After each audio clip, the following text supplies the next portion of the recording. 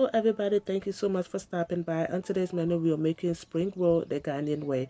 In the pot I have some oil and I'm going to be adding some sliced onions to it. I give this a stir for about 1 to 2 minutes. Make sure you give it a stir so it doesn't burn, and make sure your heat is medium heat. And also I'm adding 1 tablespoon of tomato paste. My tomato paste is frozen, that's why it looks like that, but give it a couple of minutes and it's gonna be fine. Just make sure you stir so it doesn't burn. The tomato paste cooked for about 2 to 3 minutes and this is how it's looking, and I'm adding string beans to it. I'm making vegetable spring rolls, so I'm not using any kind of meat for this recipe, but if you're making chicken, beef, pork, whatever protein that you prefer, you could add it to it. And this is my washed cabbage. Remember, you could use any vegetable of your choice, but this is like the basics, and this is what I use when I'm making my spring rolls, and it turns out really good. So if you want to try it, yeah, follow this recipe and trust me, you're gonna love it. I added about 1/4 cup of water to it. This is to bring some moisture to it, and this is how it's looking. Yeah, make sure your heat is low at this point because we don't want to overcook our vegetables too. And it also depends on how you want your vegetables. You might want it really soft or really crunchy, so cook it to the way you prefer. I want mine like in the middle, not too crunchy and not too soft. So I added my green bell peppers, my shredded carrots, and my green onions, and I'm stirring it to make sure everything is well mixed together. I added some garlic powder. I'm going to be adding some ginger powder and a little bit of starch cube. Use your preferred seasoning if you don't like this one, and make sure you give it a stir to make sure everything is well mixed together.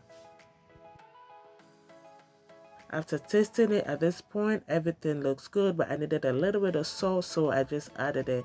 Always make sure you taste before you add salt if you need to. And that's it. Our vegetable filling is ready. I'm going to let this cool and let's get to our spring roll wrap. And this is the spring roll wrap that I'm going to be using. I got this from the Asian store and it's in the frozen aisle. So when you buy it frozen, you just need to let it thaw out before you use it. If you want to make your own spring roll wrap, there's a lot of recipes on YouTube that you could follow to make it. Yeah, and see how this is. It's easy to come off and see how thin it looks.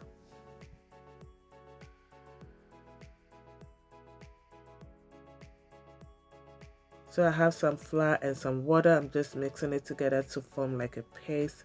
I'm going to use that to seal off the spring roll edges.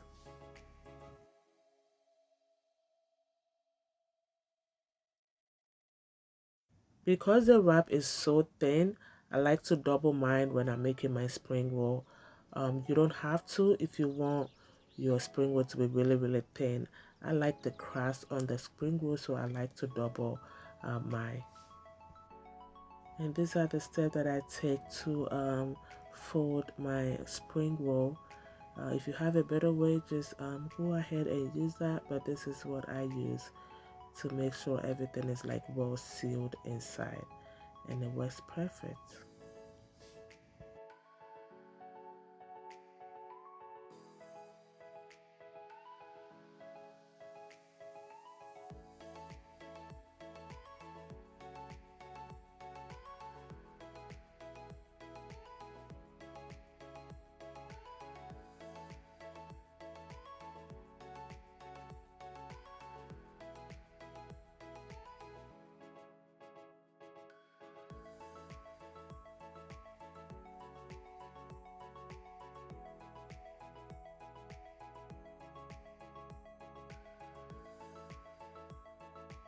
We are done with wrapping our spring roll and our oil is hot, ready to fry our spring roll.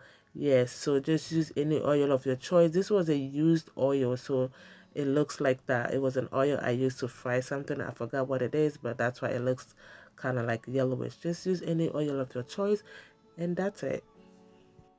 Also keep in mind when you're frying your spring roll, you want to keep an eye on it. You don't want to burn it. This took about like 3 minutes on each side, so averaging like 5 to 6 minutes, and it was done. Depending on how golden brown you want it, this is how I want mine, and it was perfect. See how beautiful it looks.